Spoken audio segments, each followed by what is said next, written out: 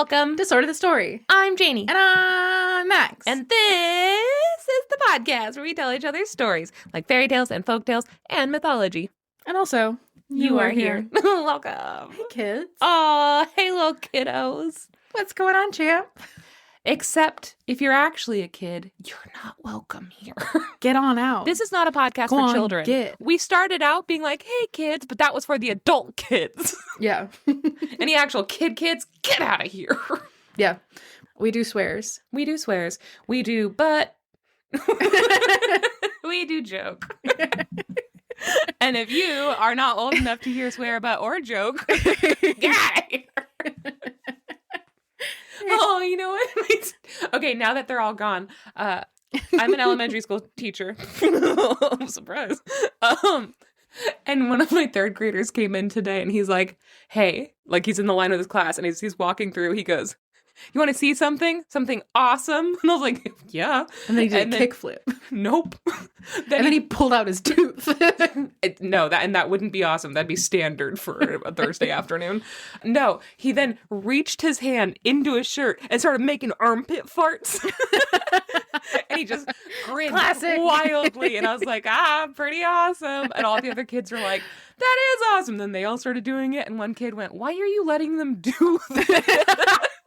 Because it's awesome. I was like, it is a rite of passage for every generation to learn how to do armpit farts. Yes. I gave myself a really bad rash in my armpit from doing that too much. And that's another rite of passage for every generation. You gotta give yourself a rash. To know when to stop doing armpit farts. If it hurts, stop. That's a good policy for everything. That's actually, yeah. When you feel resistance. In the form of a rash. Anyway. If it causes you a rash, stop. That's a really good one. And here's another little PSA from my childhood. We had to have a whole assembly in my school. In my youth.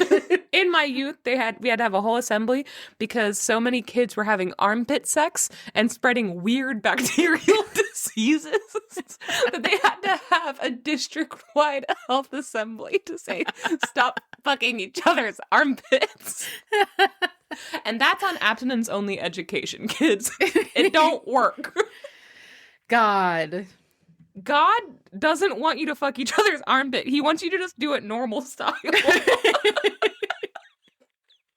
And normal style can mean anything for you. I'm not judging, but I am if it includes armpits. Yeah, armpits. Stop penetrating armpits. Wow, thank you for making my PSA more scientific by using the word penetrating. Yeah, it was worth it. I think so, and I think that they're fully PSA'd.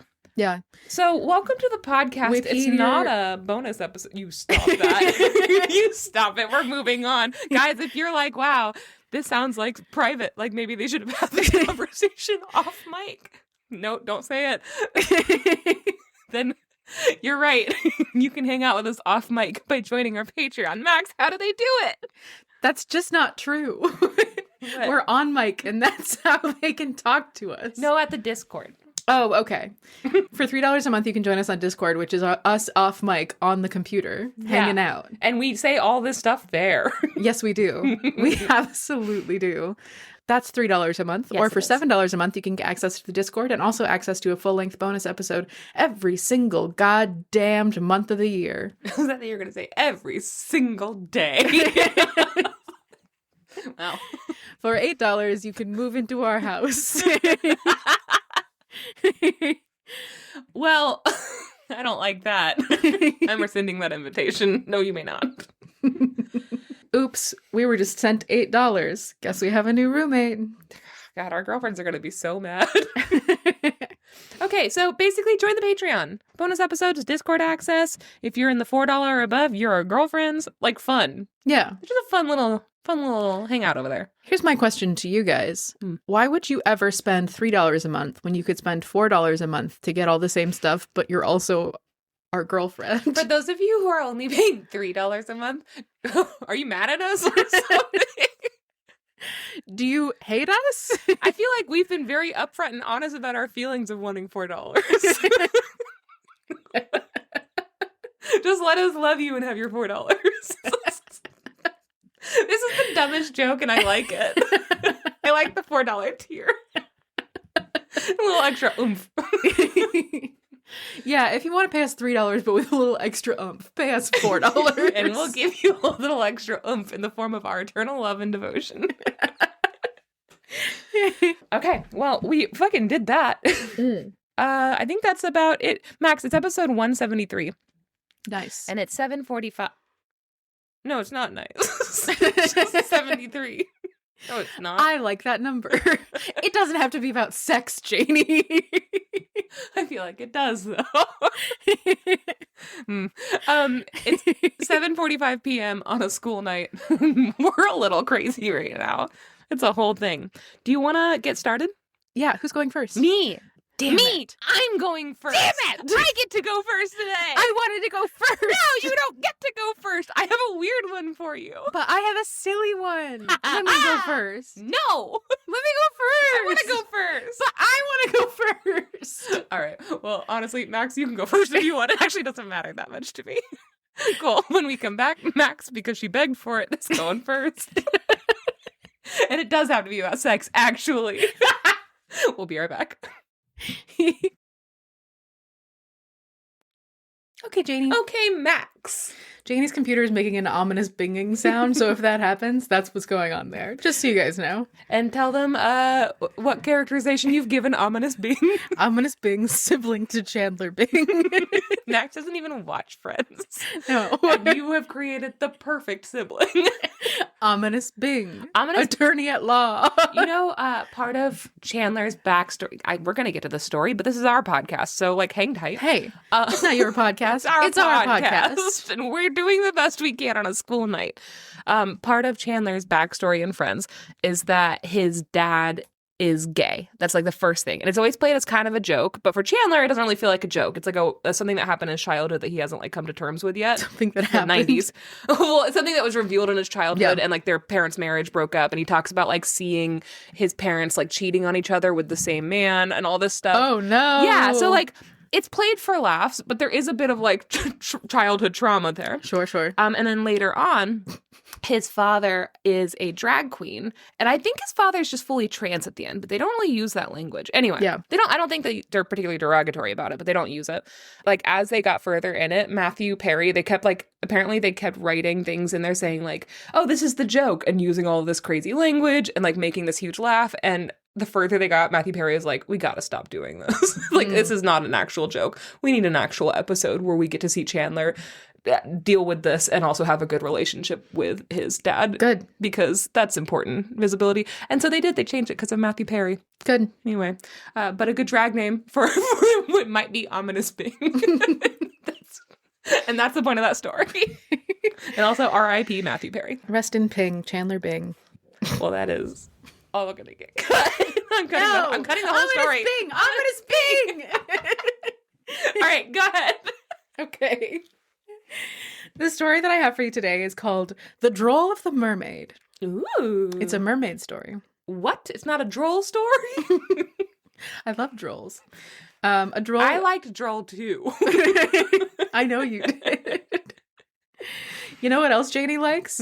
Unironically, drolls. I love Drolls.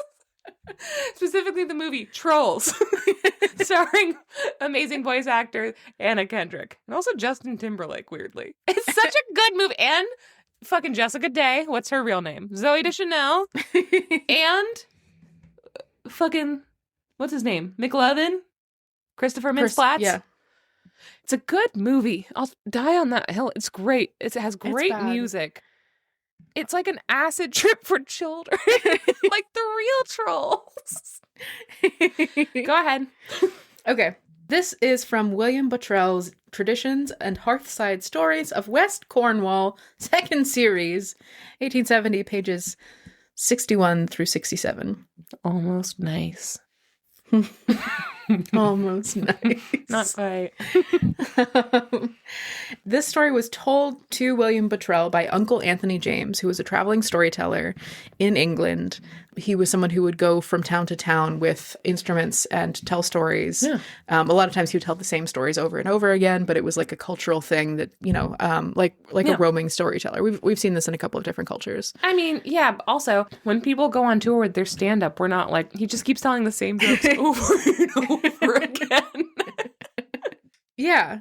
I really like this story because this is a story that a pirate would tell you. Okay. Got it. Yeah, and that's really good for me. R. I'm also going to quote from the story a lot because a lot of this is dialogue, and the dialogue is really good, and it's written in dialect. Excellent. Which I think is really funny. Which is not very woke of me.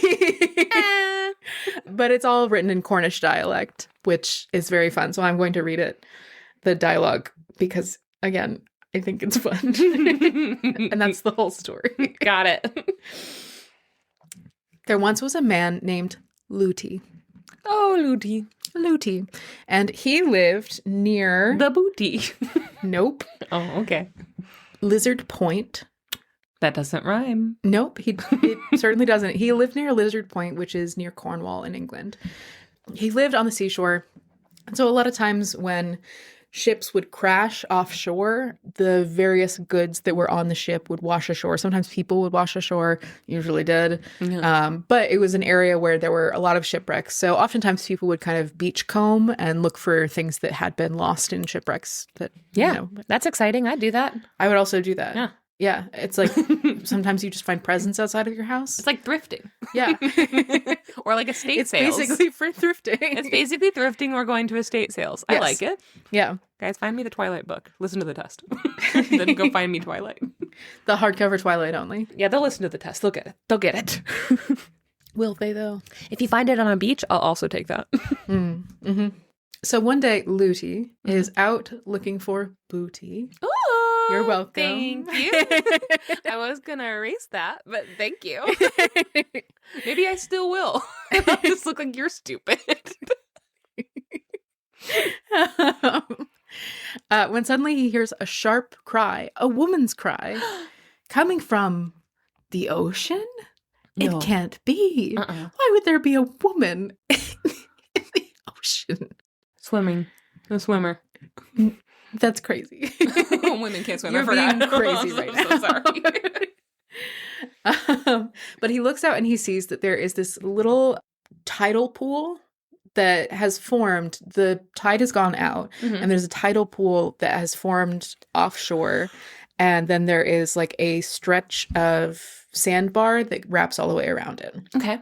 And he looks out, he sees that there's a rock in the middle of the tide pool, and he sees a woman clinging to the rock in the middle of the tide pool. Mm. And so immediately he starts forging his way towards her through the shallow water, trying to get to her and make sure that she's safe. And he hears her cry out again. He looks at her and he sees that he can tell it's a woman because she has like long golden hair, which only women have. All right. Well, Axl Rose is going to be pissed when he finds out. And Fabio. But he can only see her from like the shoulders up, basically. And she's in the water and she's surrounded by all of this seaweed. So he can't really tell what's going on.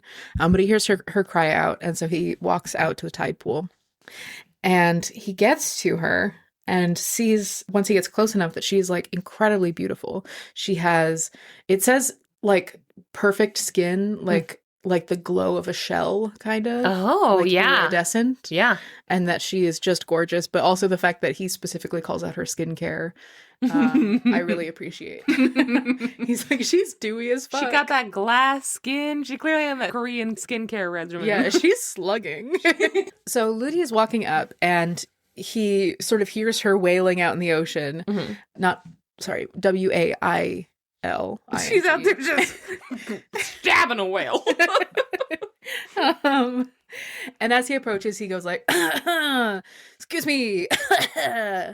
I'm walking up. Don't be scared. No, I'm walking here. He starts being rude to her. He starts being a New Yorker for some reason. Moody, you're making a weird choice. You don't know how to flirt, do you? So he starts walking up to her and kind of announces his presence as well as he's able. And she turns around and goes, And then like jumps into the water. Can't a girl just cry in peace? Why is there gonna be a man here? And that is relatable. Yeah, and she dips further into the water so only her head is poking out. And she's like, what are you doing here? And Ludi says, my dear creature. Oh, R. Don't ye be afraid of me, for I'm a sober and staid married man. Oh, okay, Ludi. Near 30 years of age. Okay, Ludi. I would like it if you were older. I would also I was like, oh, a sober and staid married man. I trust him. And then he was like, almost 30. I'm And I was like, no, Ludi. no. That means nothing. Your marriage is nothing to her. A sober and staid first marriage man. Yeah, Ludi. I don't think so. You be suspicious. Don't talk to a woman. Get out of here, Ludi. You don't have to talk to women, Ludi. Men can't be trusted. Unless they're like a grandpa's age. Yeah, I want him to be 50. I want him to be like 60. Yeah. Yeah, like at least 70. I want him to be 100. 100 and like 80. 180 would be nice. And Yeah. his wife, Rebecca, is also there. Yes. Supervising.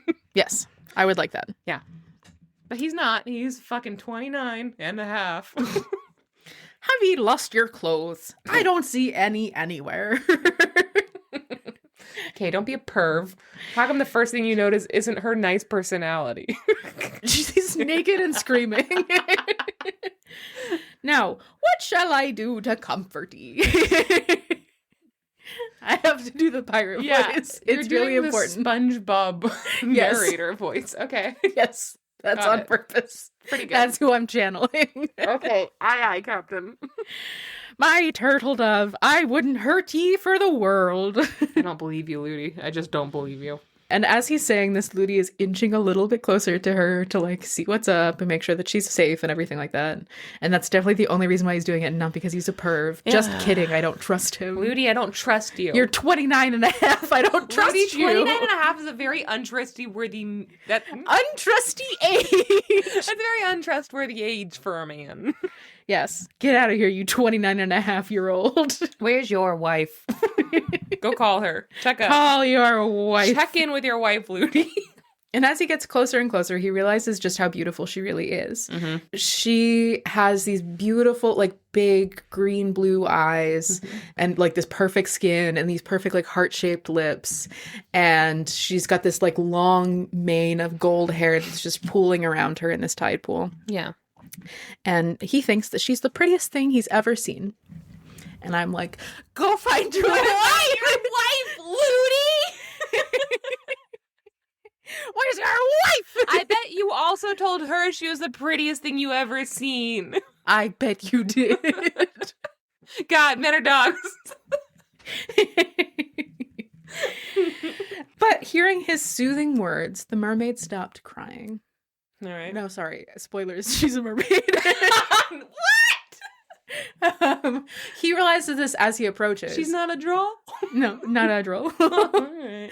He realizes as he approaches, as she gets sort of more comfortable and stops crying, she lifts herself out of the water and he realizes that she is in fact a mermaid. Okay. She's got a fishtail that was previously wrapped up in seaweed around the rock, which is why he couldn't see it before.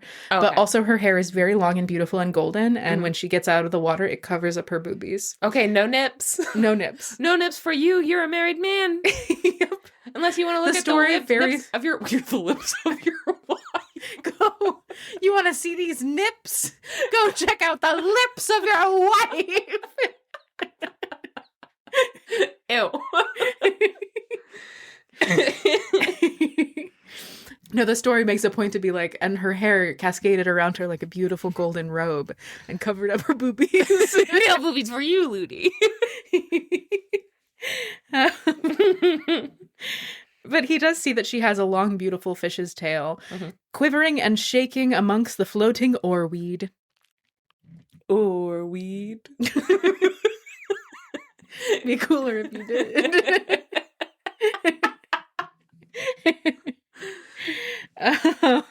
And he realizes that she's a mermaid.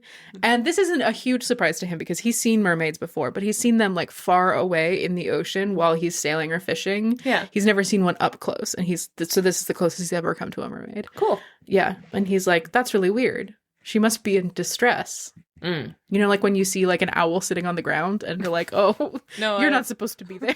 I have no idea what that's like. Guys, I ushered in the new year getting fleas from a wild owl. Who was just hanging out Have in the we middle not of talked the about road. that? It's been a really long couple of It's weeks. been the longest fucking start of this year has been a whole year long, and it's not even February. Yeah. Yeah, I picked an owl up at the side of the road and got a bunch of fleas. Jeannie got owl fleas. I got owl fleas, and so did Summer. He was there too. He was mad. Poor baby. Yeah, the owl kicked me, but I'm fine and brave. So, Yes. and you could know about that if you were part of the Discord. Yeah, Janie was updating the Discord as it was happening. Oh, they were. Which I called felt our a little bit irresponsible. I called our Discord members because Maria is a wildlife expert, and I was like, Maria, and I tried to call her on Instagram, and she wasn't picking up, so I just went to the Discord and said, somebody find Maria, and just with a picture of me holding an owl, and she's like, ah, fuck, get that out of your car. Join the Discord. Shout out to Maria. Maria, Maria, you're the best. we're gonna have Maria on the podcast one day to talk about wild animals and fairy tales. Yeah, Yeah, that'd be great. Fun. Should we call her right now? Should we like hang out, guys? We're gonna go. We want to hang out with Maria. Thanks. So Ludi's getting closer and she calms down as he's talking to her. And then he says, now, my lovely lady of the waves, what shall I do for ye? Speak but the word or give me a sign if you don't know our Cornish tongue. I forgot he's from Cornwall. You're doing great. How did you forget he was from Cornwall? I was doing the accent. Is that a Cornish accent? Because It could be. It just sounds like a pirate accent, and I feel like they're from their own country. The country of pirates. Yeah, no man's land. Tortuga. Nassau. What accent was Jeffrey Rush doing? He was doing your accent. Maybe Cornish. Could be. That's not Cornish. I'm reading based on the dialect that they're using in this dialogue. Well, my lovely lady lump, what if we went and got jiggy with it? That's what you're doing, an old person. I'm doing an old person. You're doing What if we went to the disco? I don't know how to do that. That's the first thing an old person says to me. Got any weed? Be cooler if you did.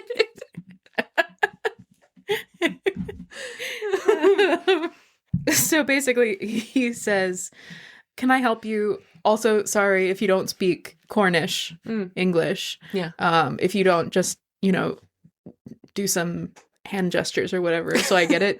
But also I realize that I'm speaking in Cornish right now, so you might not understand this. Sorry if you don't understand this. Do something so that I know that you understand this. She flashes her boobies. And the mermaid says, kind good man. Oh, she's Irish. We people of the ocean understand all sorts of tongues. As we visit the shores of every country and all the tribes of earth pass over our domain, besides, our hearing is so good that we catch what is said on the land when we are miles away over the flood. So, I heard what you said about me. You bitch. I like that trope of mermaids, that they speak all of the different languages because they get to visit all the shores. Yeah. That's come up in a And couple they're of around- mermaid things. Yeah, and they're around all sailors from everywhere. Yeah. Yeah. And that they're just constantly eavesdropping. They need to be swearing more, is my only note. Honestly, they should be swearing more. Yeah, They should that's swear my like one note on sailors. mermaids. If anybody's currently writing a mermaid fantasy, can you please add in a lot more swear words? Just go in and add a blue streak everywhere. And when you have, like Ariel under the sea collecting everything and like pretending to be human, have them like pretending to smoke cigars and shit. What the fuck is this? Oh, what the shit? What the cunt? They don't know. They don't know how to curse. They just keep throwing them out. What the bitch? This is bitchin' awful, terrible. And then they like smoke a little bubble pipe. Classic mermaids. You may be scared, perhaps, she says, to see me simply dressed like naked truth. Oh. Because your females are always covered with such things as would sadly hinder our sporting in the waves. So she's like, I'm really sorry if you're offended that I'm naked. But counterpoint, everyone should be naked. Have she heard of a bikini top? No. Those haven't been invented yet. No. Do you think today she'd wear a bikini top? No. She just said that the reason why she's not wearing clothes is because Have you ever tried to sport in the waves wearing a bikini top? Yes. It's a nightmare. I have. It's fine.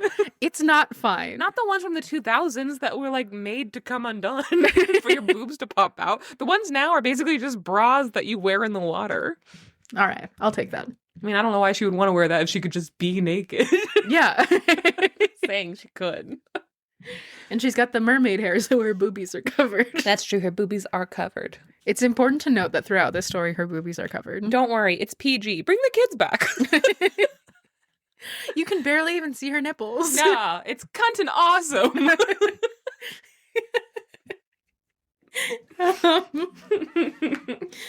Ludi responds and he basically says, I can't do that. Okay.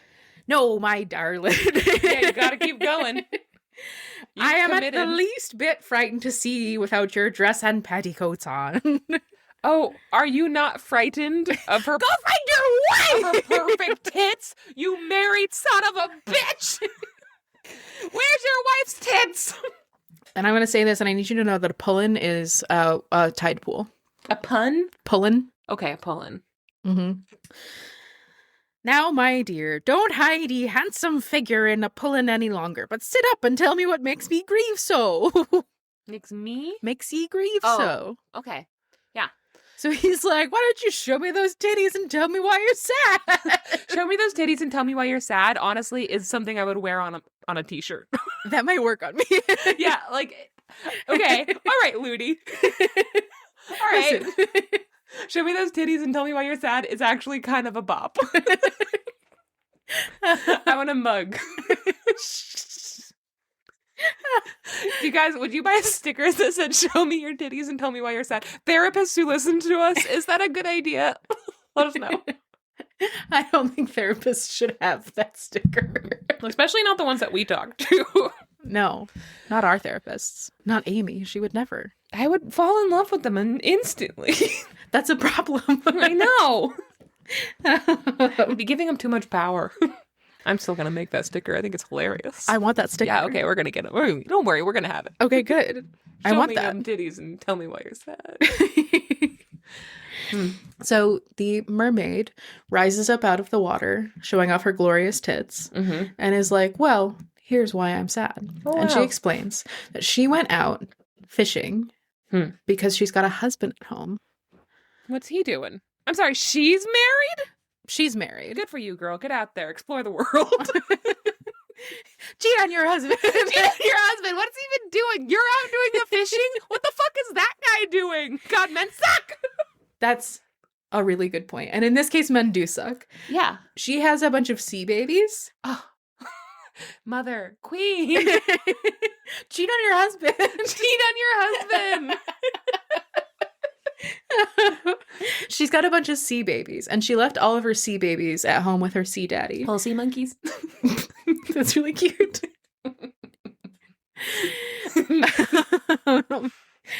But specifically, she left her kids to watch her husband. I'm sorry.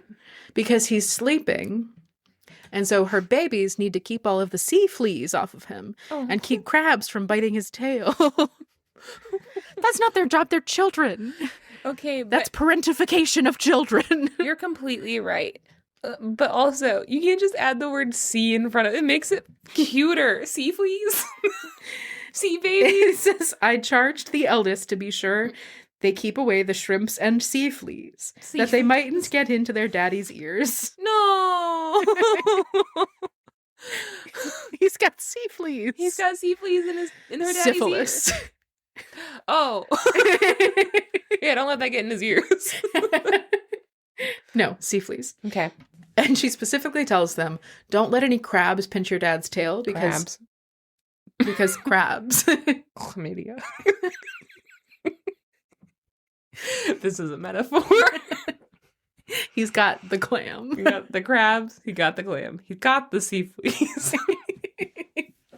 Wow, a lot of STDs are ocean themed, I'm realizing. She specifically tells her kids to make sure that the crabs don't pinch on Daddy's tail, because if they do, then he will wake up. And if he wakes up, then bad things will happen. That was a board game in the 90s. Don't Wake Daddy. Yeah. Yeah. It was. God. They're playing a real life game of Don't Wake Daddy. Okay. Those stupid fucking crabs. Yeah. What are those little dicks doing? Why do they have to be when they're pinching tails? Okay, but also, it's not your kid's job to protect their dad. That's true. I'm just saying. Parentification of children. Yeah, and also, what bad things? He sounds like a scrub. He does sound like a scrub, and he is a scrub. Okay. I'll get to that. Got it. So she went out to go gather dinner for them, for all of her sea babies, and for Sea Daddy. Makes it cuter.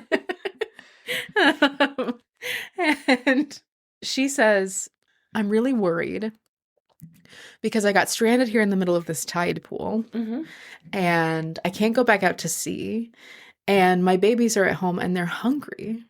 And Ludi asks her, like, well, if you want, I can hang out with you until the tide comes back in, and then you'll be able to go back home. No, why would that help me?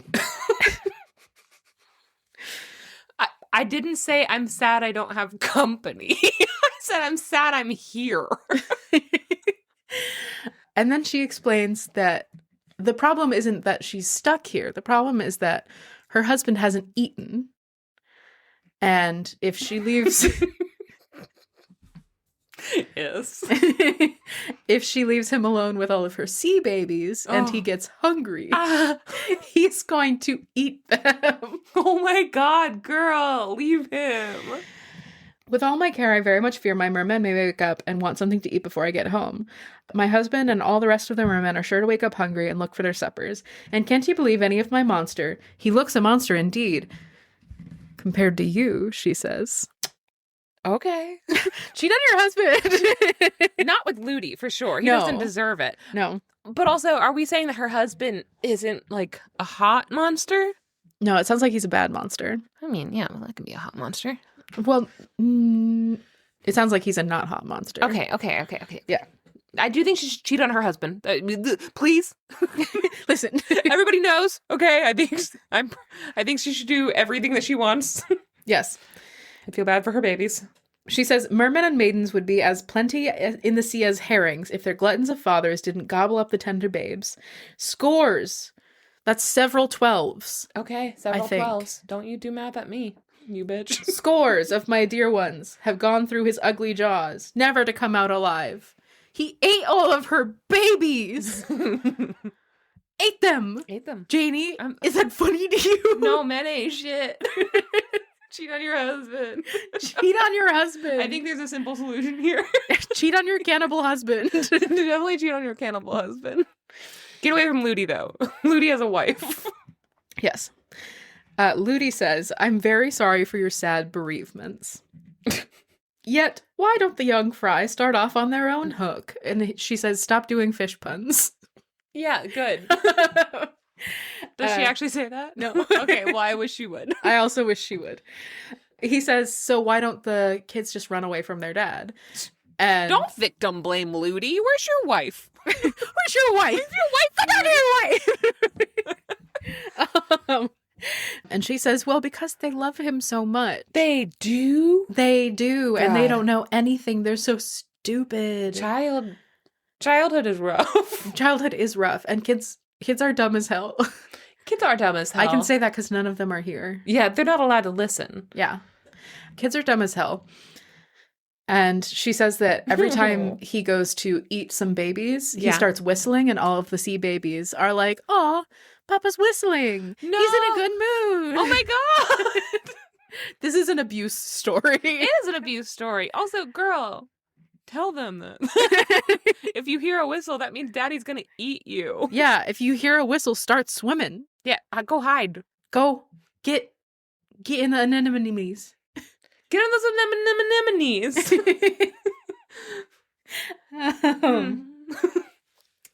This is a dark story. Yes.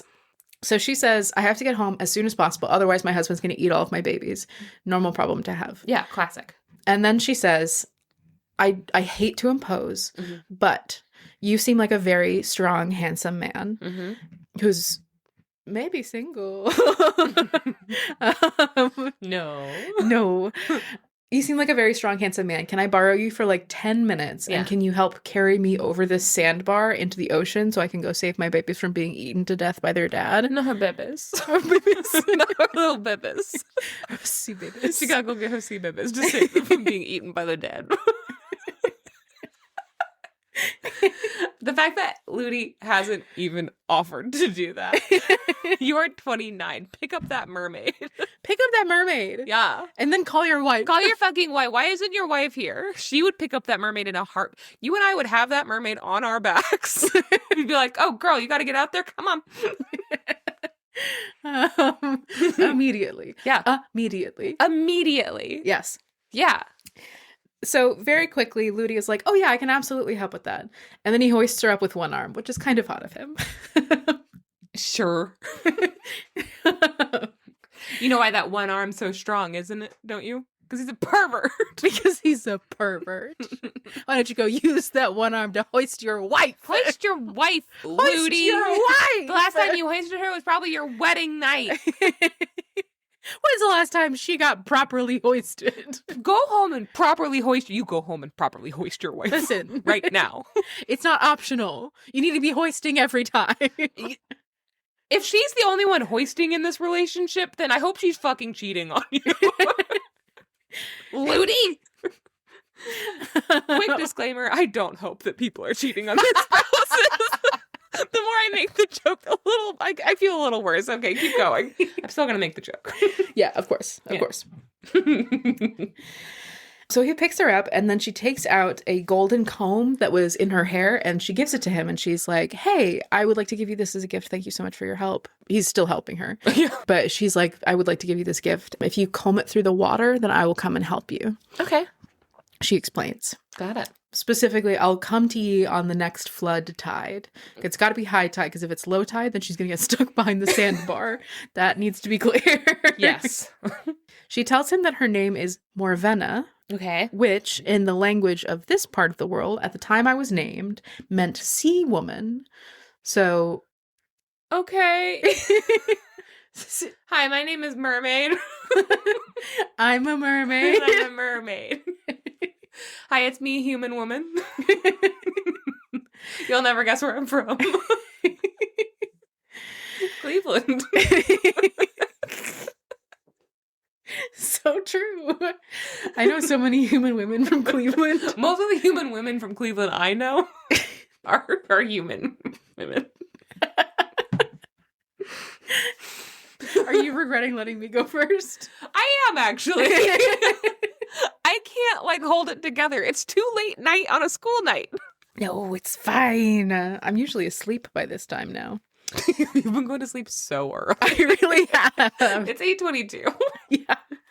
I've been going to sleep so early. I'm worried that I might have a hormonal imbalance. You've been going to sleep for 12 hours, too. Yeah. Because you're still, you wake I'm up hibernating. 8:30. Yes. You go to sleep at 8:30, you wake up at 8. You are hibernating. Yes. It's winter. It's been a long winter. It's been a long winter and I'm having a bad time. Guys, if you, If you need to find me between 8:30 and 8:30, no, you don't. you can find me. You can find Janey. She stays up until 1 and then wakes up at 4. Jay, don't sleep. Janey don't sleep. No time. Gotta make that money. I'm usually petting my dog or Yeah. puttering around the kitchen. Watching TikToks. Making that money. Yeah, of course. And as he's carrying her, she's like, I really appreciate this so much. I would like to give you 3 wishes. Okay. You already gave him a comb. I know, right? Girl. But she says, I'd like to give you 3 wishes about it. All right. And he's like, okay, sick. I would love 3 wishes. Thank Yeah. you so much. And then he starts thinking to himself and he's like, I have heard a lot of stories about people who got wishes. Yeah. And a lot of the stories about people who got wishes end really poorly because people have bad wishes. Mm-hmm. And he specifically thinks about King Midas, the wish of the golden touch. And he's like, and that ended really poorly. And the story doesn't explain why or how, which I think is really funny. Yeah. It's just and anyways, that went poorly. As we all know. As we all But we do know. We told it on the podcast. Haven't we? Yeah, it was a Dionysus story. When I told the tales of Dionysus. Really? Midas is a Dionysus tale. where he's the one that like gives him the gift of gold and then watches his daughter turn to gold, and then Dionysus like watches him cry for a bit and he's like, cool, yeah, we're gonna reverse it, but just so you know, that was a stupid wish. And then he reverses it, which is why I love Dionysus. God, what an icon. I never knew that he reversed it. I was That's like, hilarious. oh, that's tragic. But instead Dionysus watched him suffer for a bit and then was like, you see how your words matter? You see how any other god would have just fucked you over and left? Give me back my servant. Specifically, so he thinks about King Midas and he thinks about the golden touch and he thinks about the other wishes that he's heard of and how selfish they are and how they're like very gluttonous. Yeah. They like want like gold or they want, money or cash. Moolah. Clams. I have a structured Green. settlement and I need cash now. Lettuce. Okay, got it. Cheddar. Yeah. Yeah, you get it. Yeah, I get it. And so he thinks about this to himself for a little while, and then the mermaid's like, so, sorry, I guess I should have made that clearer. What do you want your 3 wishes to be? Oh, okay. Fucking stupid Ludi just started thinking. And she asks, would you wish for wealth, long life? Like, what is it that you want? Mm-hmm. And Ludi says, no, I only wish for the power to do good to my neighbors. Oh, that's nice. First, that I may be able to break the spells of witchcraft. Good, okay. Mm-hmm. Secondly, that I may have such power over familiar spirits as to compel them to inform me of all I desire to know for the benefit of others. Gossipy bitch. I love that power. Yeah. I want ghost gossip. Ghostip. I would like some ghostip, please. No, that's a different thing. What is it? Ghostip. Penis. Oh my god, ghost penis? Ludi, you dog. I didn't know you were gay. I'm sorry about yelling at you, girl. So much. That's my bad. Look at those titties. Show them, girl. We're engaging in gender stereotypes for this episode, everybody. I'm tired.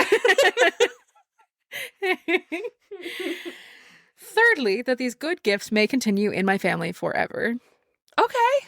I like these wishes. They're fun. Yeah. They're interesting. They're good wishes. They're good wishes. Yeah, Ludi might be a little bit smart. Because that's kind of like the way to flip it around is being like, the wishes that I have are for the good of others. They're not for myself. And that usually goes well when you do that. Yes. Yeah, okay, I like this. Yeah, so it's breaking curses.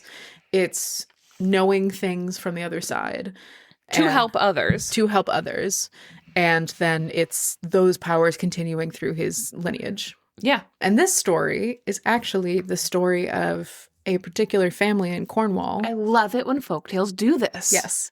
Who are known to be what are called pellers, which is short for repellers, people who repel spirits and ghosts. Cool. Yes. Cool. I'd read this book. Yeah, it's fantastic. This area is also called Curie, and the original text of this hypothesizes that the region of Curie is part of why it is called a cure. Cool. Yeah. Okay. Which I think is really interesting. You think that's where Madame Curie came from? Maybe. Was she their mayor? Yep. That word came to me as I was saying it. Could you tell? I could. Were you thinking that because her name is Marie? No, because of Curie. No, Mayor Marie Curie. Oh, I might have. I'm not gonna lie, there wasn't a lot of thought behind it. Sounds came out, and thankfully it formed a word that made sense. Thank goodness. So Morena tells him that is great wishes. He did a great job. Yeah. And that, quote, for the sake of his unselfish desires, none of his posterity should ever come to want. So she's like, because you did good wishes, I'm going to throw in a bonus. None of your kids are going to be poor. Love it. Fantastic. And then they makes me pissed at my shitty ancestors. We're all poor. Somebody didn't make a good mermaid wish. But if they had wished for you guys not to be poor, they could have wished for something nice. Yeah, for sure. And then gotten a bonus, everyone's rich. And then Ludi keeps walking through the water carrying the mermaid. Or not the water. He keeps walking over the sandbar carrying the mermaid. Yeah. And there's like an awkward silence for a little while where he's just walking and she's just like hanging on. And then she's like, so my house is really nice. Okay, fucking rub it in. Just making conversation. I've got 2 cars. What? Just making conversation. She says, my house is really nice. My car is even nicer. My car is sick. I drive a motorcycle. Side saddle, of course. She starts talking to him about how beautiful underwater is. She's like, we live in these caves, and the caves are all covered over with these beautiful shells and pearls and gold. And, you know, we have all of this like beautiful like iridescence and seaweed and things that glow and coral that twists into these beautiful patterns. Everything under the sea is beautiful. And we all have our little like society under the sea. And all of our houses are constructed out of like these big reefs that, you know, have these huge like archways. And she's describing all of the architecture and the beautiful stuff. Mm-hmm. And then she continues on to say that a lot of the cool, nice stuff that they have is because of shipwrecks. So stuff that sinks to the bottom, sometimes they take that stuff. Mm-hmm. Yeah, fair game. Yeah. I mean, we're not using it. Am I right? No. And she starts talking about all of the cool stuff that they have under the sea. And Ludi is not interested in the architecture or the build of this underwater society. Sure.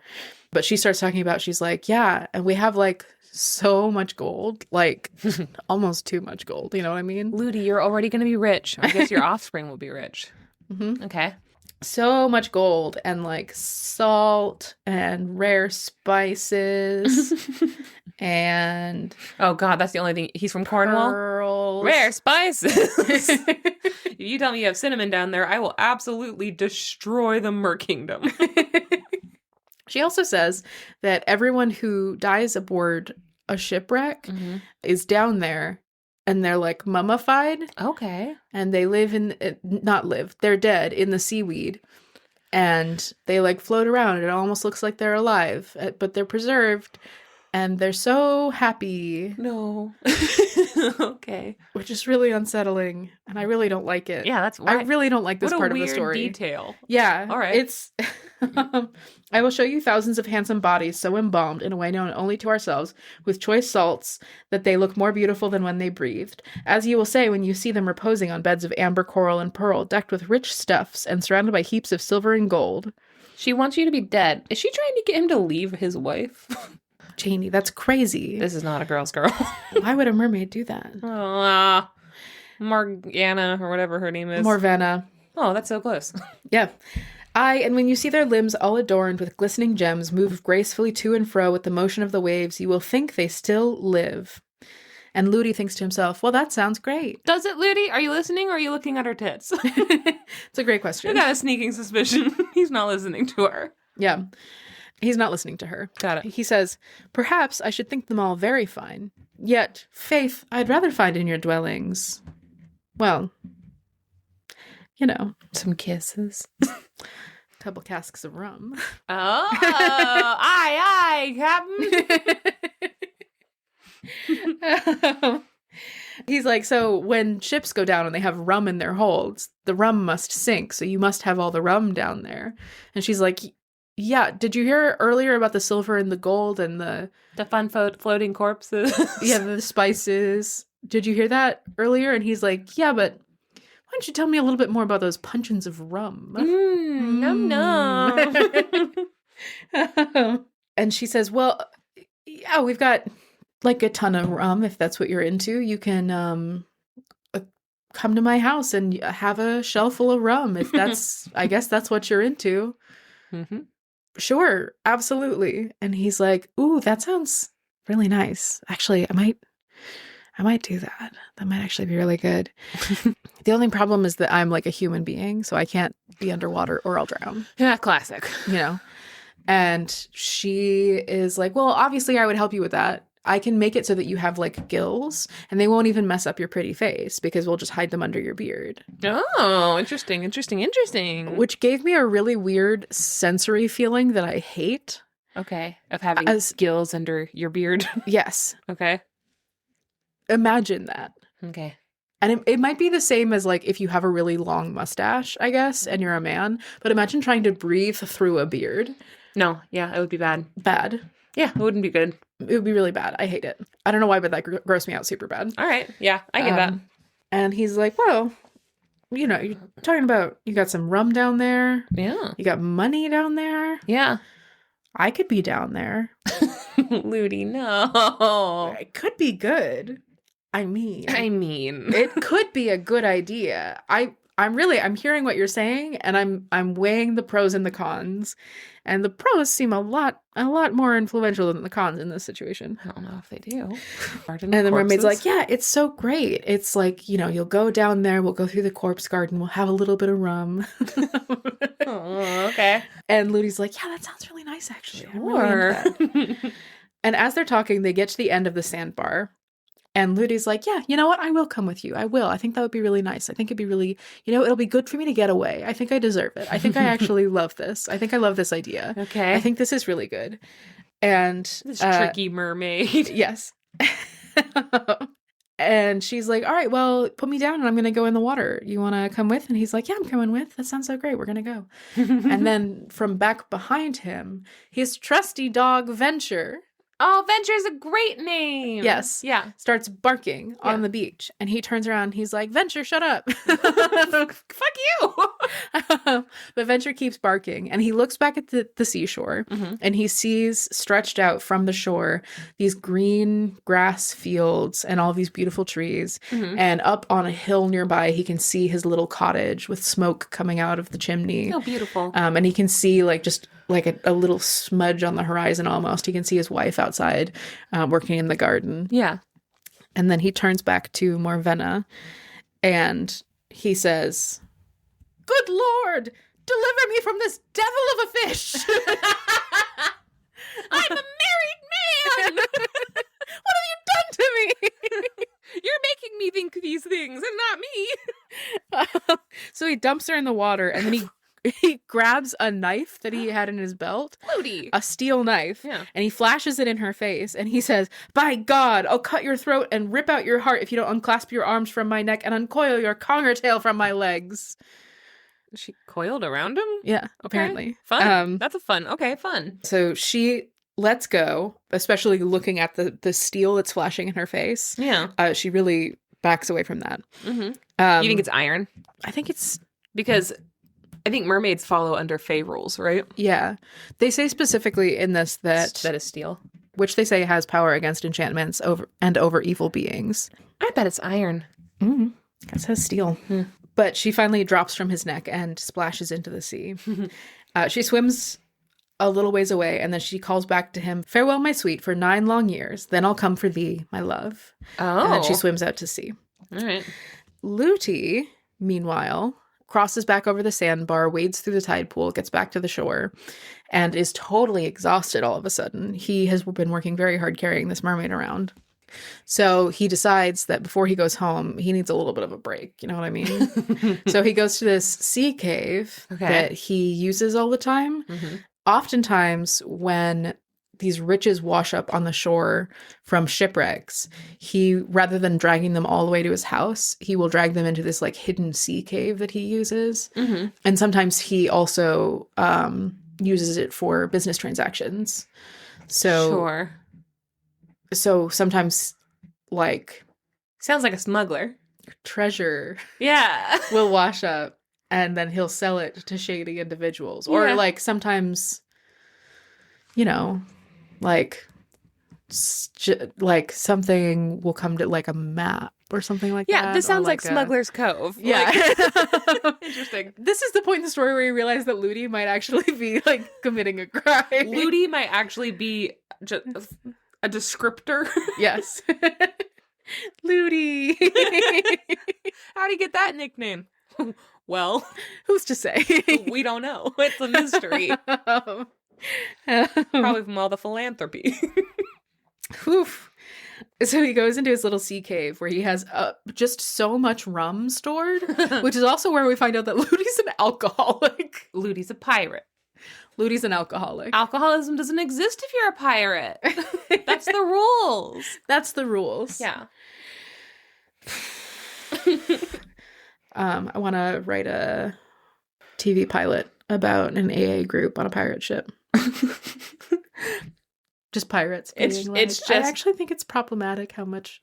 That's just rum our I'm flag swigging. means death. Yeah. But like on a when they're not showing the episodes and stuff like that, that's what they're doing. Yeah, exactly. Okay, we're all gonna go around and we're gonna share our lowest point. I'll go first. So Ludi goes up to the sea cave and he drinks himself a couple of sips of rum, and then he takes a bottle out of his pocket and he takes a couple sips from that bottle, and then he goes and gets a tankard and he drinks some more rum from it. Wait. And then he lays down and then he drinks some more rum, and then he has a little bit of rum, and then he has a nightcap. Yeah. And he kind of lays down and relaxes for a little bit and then falls asleep. All right, Ludi. Meanwhile, his wife His wife is Girl, at home. Hopefully cheating on him. Hopefully. She's at home. She made supper. Yeah. He didn't show up. Goddamn scrub. Goddamn scrub. Yeah. He didn't show up all night. It gets to morning. He still hasn't shown up. She's used to a certain kind of behavior. Yeah. Like, he'll go out a lot, especially when there's been a shipwreck. Yeah. And he'll search until dawn. But he never misses supper. Oh, so he might be dead. Might be dead. Yeah. So she goes down to the seashore. And she goes to his sea cave, which she knows where it is, which makes me think she might be complicit. Good for her. Yeah. Boss bitch. Yes. I hope you're Absolutely good for squirreling her. some of that money away, girl. Yes, to run away with your lover. Yeah. Who's a woman. 'Cause Yes. That's what you deserve. Yes, exactly. Yeah. She goes down to the sea cave and she finds Ludi fast asleep. Mm-hmm. And she, like, kicks his foot and is like, Ludi, did you get drunk and pass out in the sea cave? And he's like, no, I was just sleepy. All right, Ludi. Good cover.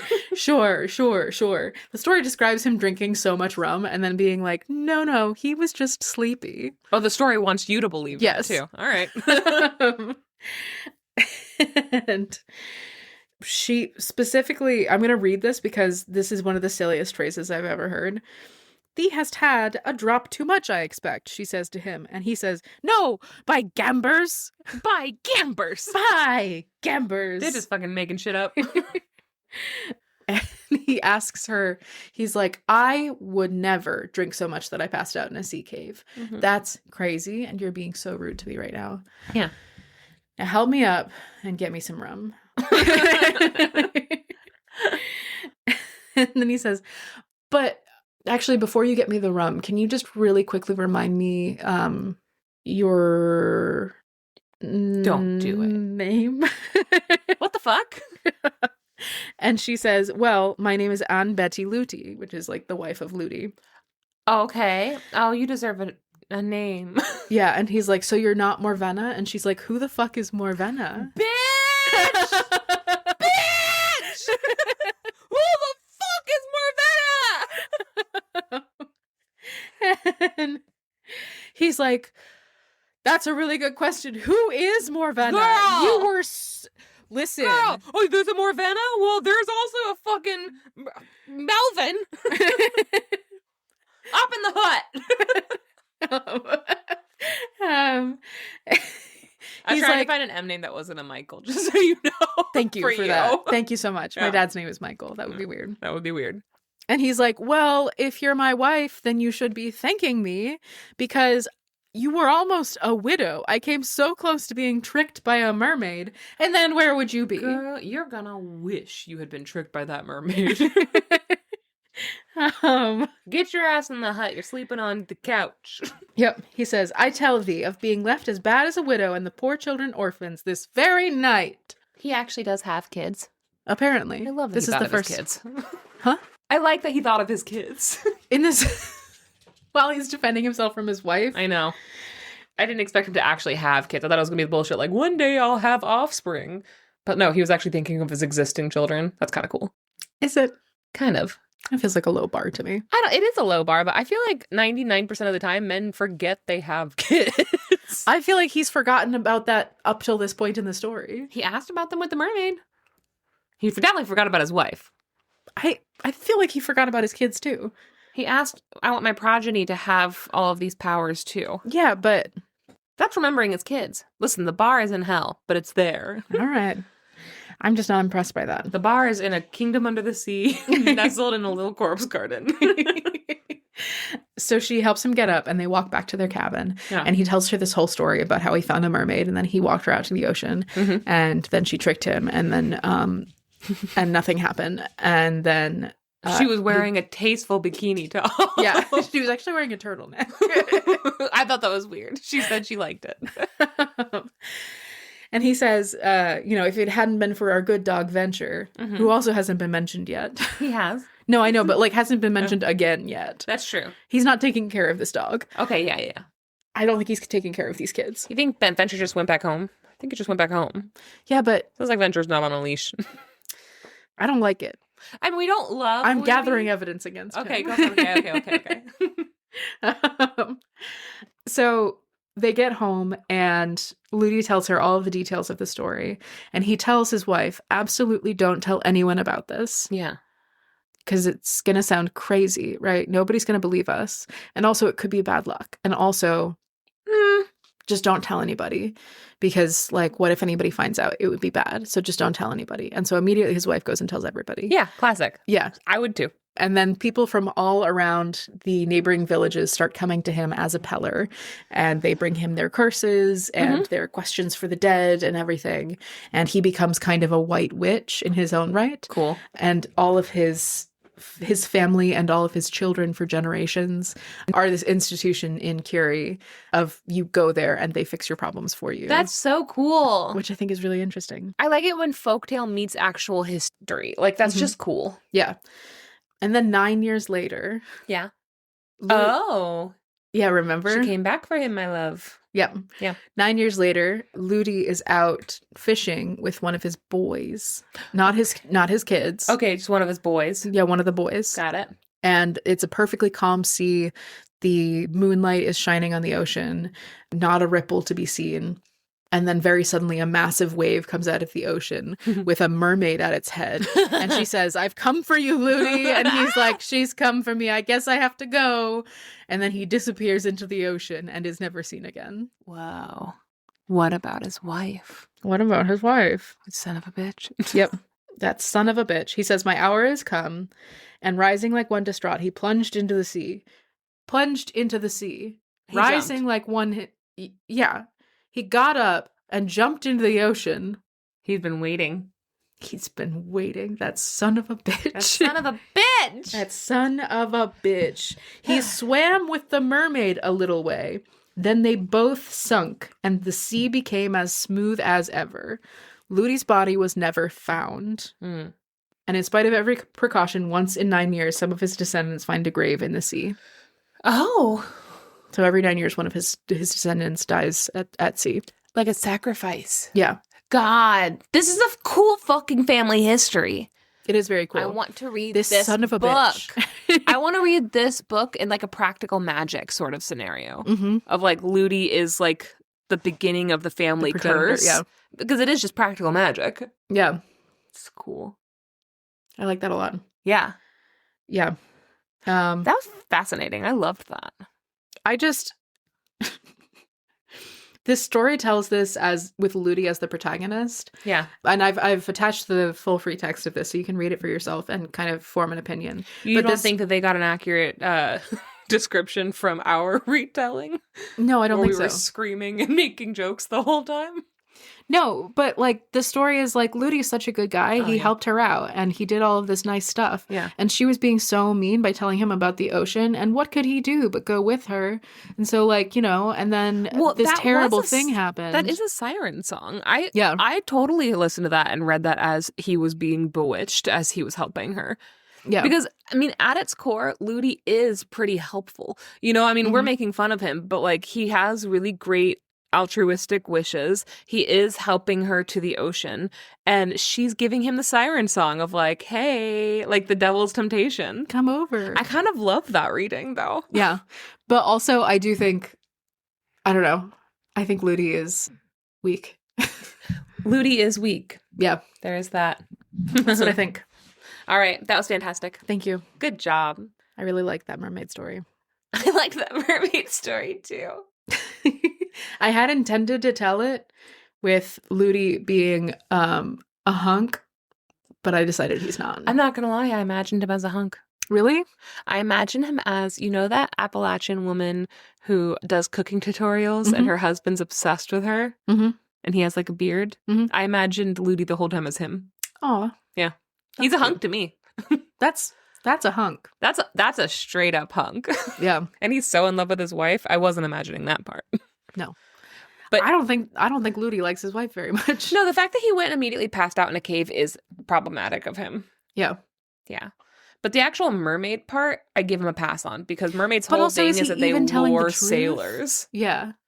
Somebody else saw a mermaid at the helm being like, Ludi, I'm here for you. I don't know why I gave her fat offers.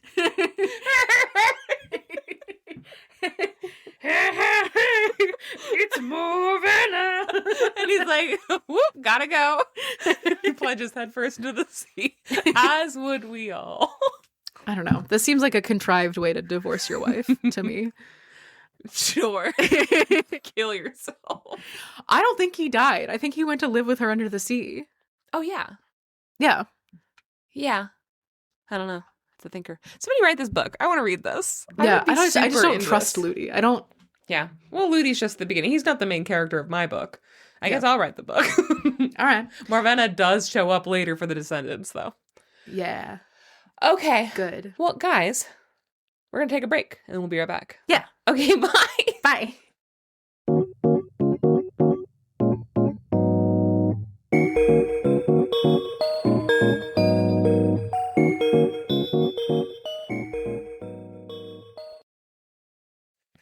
Okay, Max. Oh, hi. Oh, hi. It's me, the person who's been sitting across from you. Hasn't moved yet. So I pulled a story from African Myths and Tales from the Epic series, the Epic Tale series, edited by our good friend Jake Jackson. Yes, that's his name. Jacob Jackson. Okay. It's definitely not John Jackson. That's not a real name. Is it not Jake Johnson? No, Jake Johnson is the new girl one. Oh, is it not? John. It's J.K. Jackson. J.K. Simmons. No.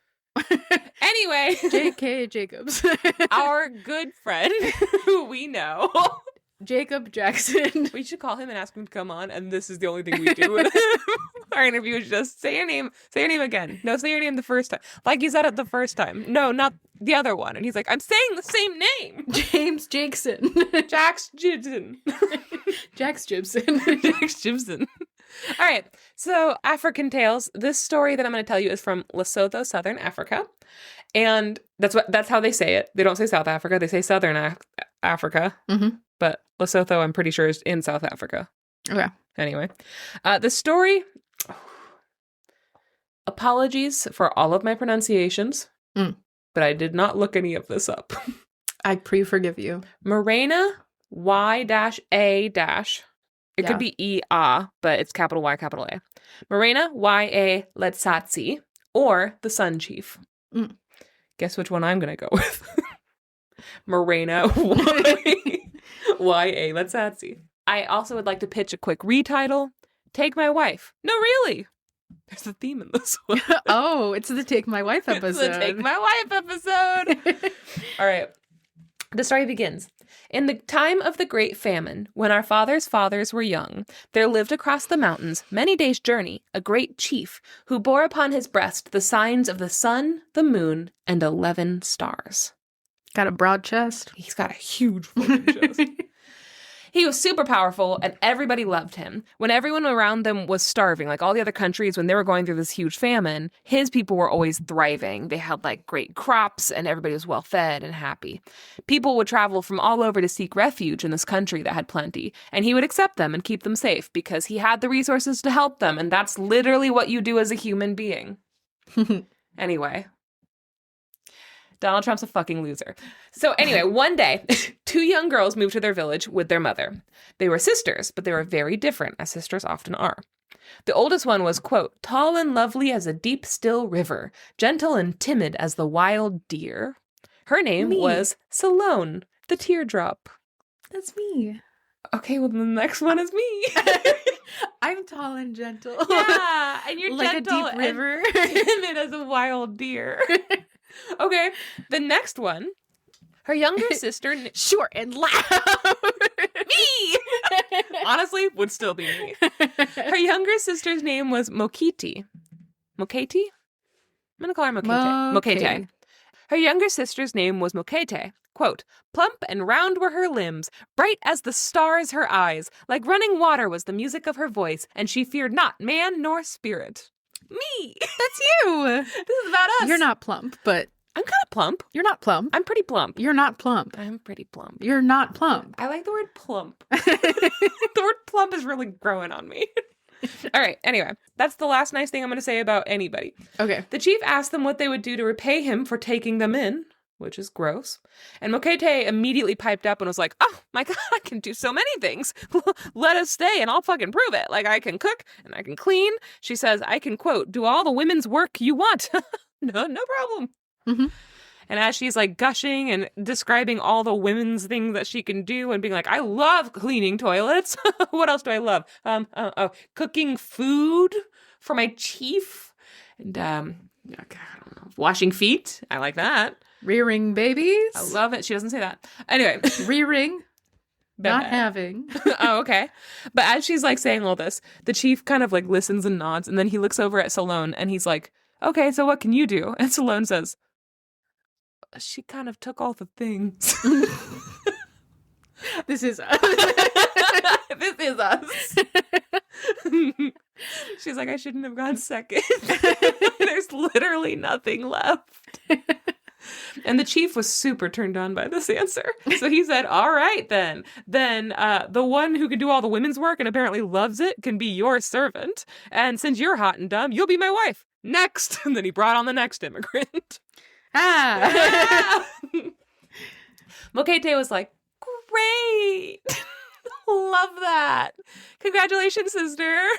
And she hugged her because they were in front of the chief and they really wanted to be in this country. So she's like, I love this. That's great, actually. It is all the things I love. But inside she was seething. She was dying from jealousy. How was this a fair trade-off? She's like, I work so hard. And he's like, cool, then you can work so hard. She did offer. I've been in this situation many a time. Yep.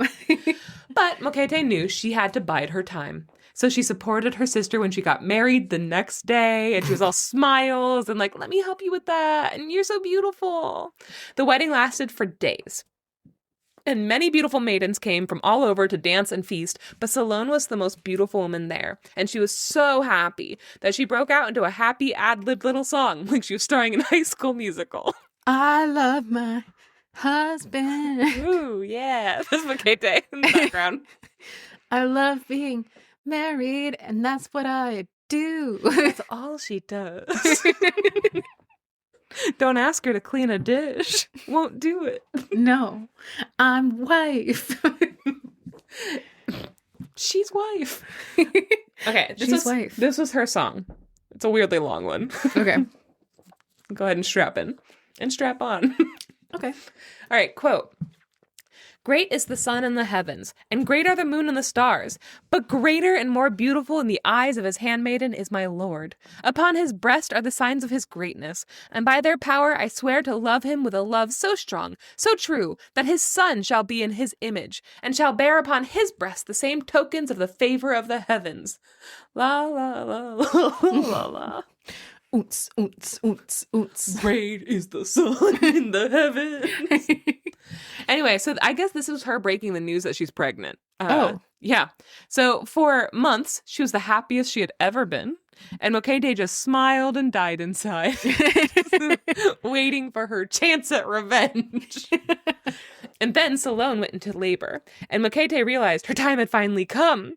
The day Salone gave birth to their son, the chief was like, hey, I want that baby brought to me immediately, like right away. Bring me my son. Quote, so he might rejoice in the fulfillment of Salone's vow. He's like, she said I was going to have a son, and he was going to have my birthmarks. So I want to see it right away. Oh, they're birthmarks. I call them birthmarks. It's the marks of the sun, the moon, and 11 stars. They're just fucking freckles. Salone had given birth at night, so it was a little dark in the tent. So Mokete took the baby and was like, wow, he's so beautiful. Yep, on his chest, the sun, the moon, 11 stars, just like his dad. And then she wrapped him up, and Salone reached out to grab him. You know, she's like, let me hold my baby. And she's like, no, he's got to go see his dad. So I'm going to go take him to see his dad. You rest. God, you just did so much work, girl. Good for they you. call it labor for a reason. I've never seen you do so much work, actually. Didn't know you could. All right, bye.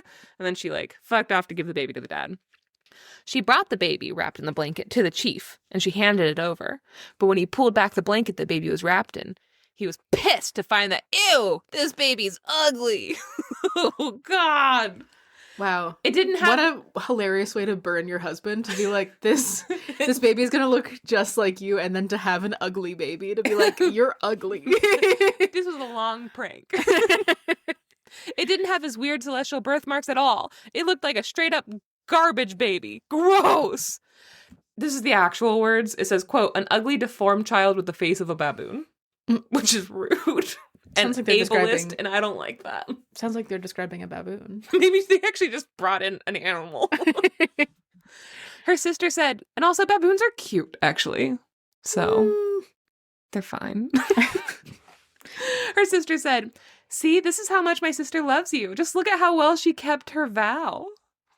And I don't know why I thought you were going to say how well she kept her badge. Still tight. He was so angry that he ordered both his wife and her ugly baby to be killed at once. Oh my God. I think that the thought is that she definitely cheated on him. What? Yeah. Was someone ugly? Because his baby would have his birthmark. That's so not how why did birthmarks she work. fuck that ugly motherfucker? Then the chief stomped off into the woods, and Mokete ran gleefully to the headsman and was like, you gotta kill her! You gotta kill her! Yay! But before they could carry out his orders, a messenger came back and said, wait, sorry, that was harsh. That was harsh. The chief has had some time to cool down, and he realized that maybe he was being a little bit cruel. Just murder that baby. Salone can live. She can try again. Salone can be a servant. He'll marry Mokete tomorrow. Oh. Yeah, he's divorcing her and making her be her sister's servant now, and he's also gonna murder her ugly baby. Oh my God. This is him being, more level.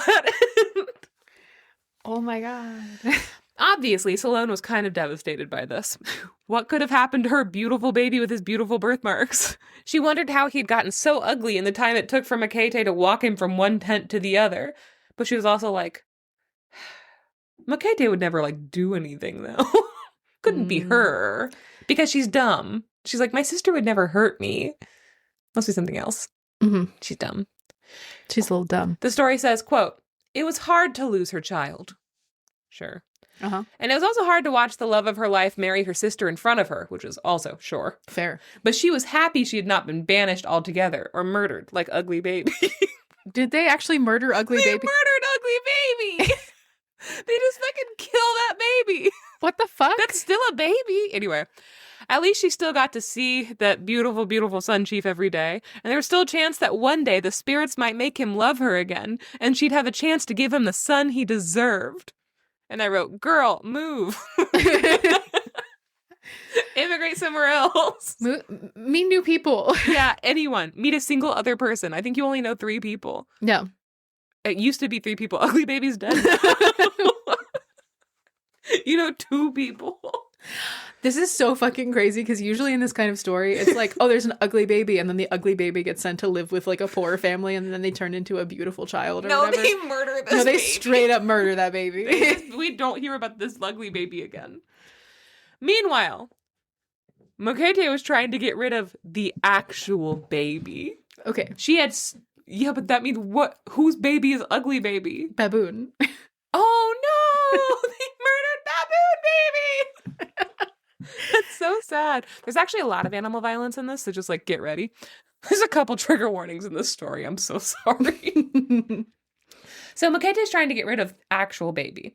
She tried shaking it. She tried starving it. She tried leaving it outside. No matter what she did, this baby would not die. Total Rasputin. So eventually, she put it in the pig pen because pigs eat anything. Flesh. They eat anything, including whole human bodies with bones. With bones. Yeah, pigs are scary. I know. And awesome. I think about this all the time. Yeah, perfect way to get rid of a body. They do that in so many crime shows, and I love it. And Hannibal. And Hannibal. Weeks went by, and eventually she was like, I wonder if there's any trace of that baby left in the pig pen. I probably should have checked on that. So she, like, walked to the pig pen, and she started looking in. And imagine her horror when she found that sweet little baby lying fat and happy in the pig pen, like shaking around like little human bones and rattles, with little baby pigs playing all around him. Worried Salone would see him, she ran to her husband and she was like, we need to kill all the pigs and burn the pen down without looking at them. And he's like, all of the why? And she's like, they're diseased. What do you mean why? They're going to spread disease to everything. I just look at them. It was like sneezing. Kill that pig. And so he agreed. He's like, okay, fine. We'll kill, I guess, all the pigs. Happy wife, happy life. Happy wife, Unhappy happy wife, take your wife's life. Marry your wife's sister. Have a better baby. Yeah. That is the saying. People don't realize that. It's from the Bible. They only say the first part, though. No. Anyway, so he agreed. The spirits intervened, though. The spirits love this baby. They brought the baby to the elephant that lived in the great bush. There's one elephant and there's one good bush. Yeah, there is. And it's this one. Hey! They told the elephant, and Max just pointed to George W. Wow, Max. Don't bring politics into this. They told the elephant to guard the baby, which it gladly did because elephants are cool. Months passed, and Mokete was convinced for a while that she had successfully burned that baby alive. But then one day, she was wandering around in that bush by herself, and she spotted a beautiful toddler playing with the elephant and having a blast in the woods. Outraged, she ran home, and she gave her husband no rest until he agreed to burn the bush down. And when he was like, why? She screamed that there are wild animals in there. Did you know? Out there? In the wild? And he was like, yeah, I knew. And she's like, okay, but these ones are too wild. They'll come in here, and they'll eat everyone. They'll eat the whole village up. So instead of sending in hunters, they just burned the forest down. Oh my God. Yeah, this guy sucks as chief. This is ridiculous. Bad chief. Yeah. But before the elephant was murdered in its home for just being a cool elephant, the spirits took the little boy and spirited him away to the great river. And they were like, hey, fish, watch over him. And they were like, how? Then the spirits left. No, wait, but really? I'm really mad that they didn't spirit away the pigs or the elephant or... Baboon baby. Baboon baby. Poor ugly baby. Poor ugly baby. I'm mad that he couldn't tell the difference between a baboon and a baby. Sun Chief sucks. Okay, so years passed, and Mokete had almost forgotten about the baby she had killed more than once. But one day, she was walking by the riverbank, and she saw him again, running around, beautiful as ever, with these celestial marks across his chest. And the story says, this was terrible. Would nothing kill him? In her rage, she started to dig up big rocks with her bare hands and just chuck them at the river. The spirits carried the little boy to a mountain, and this time they gave him a wand. And they said, you gotta get out of here. This bitch is crazy. They told him that when he was in trouble, he could hit the ground with his wand once, and a path to, quote, the country beneath would open up for him. Oh. When he wanted to go back up to his world, he would just need to hit the ground twice, and the path back would open up again. They left him, and the young man, so he's a young man at this point. He's like, I would assume like a teenager, preteen maybe. They left him, and he thought, this kind of feels like trouble enough, right? I'm on the side of a mountain. I have no idea where I am. my elephant mom is dead and all my fish uncles, I guess. I don't know how that breaks down. My fish uncles. My funkles. They are dead. No, they're being hit by a rock right now. I don't know. Feels like I'm in trouble. So he hit the ground once and a path opened up into the earth. So he walked down until he reached the entrance to a huge, beautiful village. And as he walked, people began to stop and stare at him. And then they all started waving. And then they all started greeting him. And then they started bowing and kissing his feet. And they said, "Greetings, Lord." And he's like, "The fuck is happening here?" Oh my God.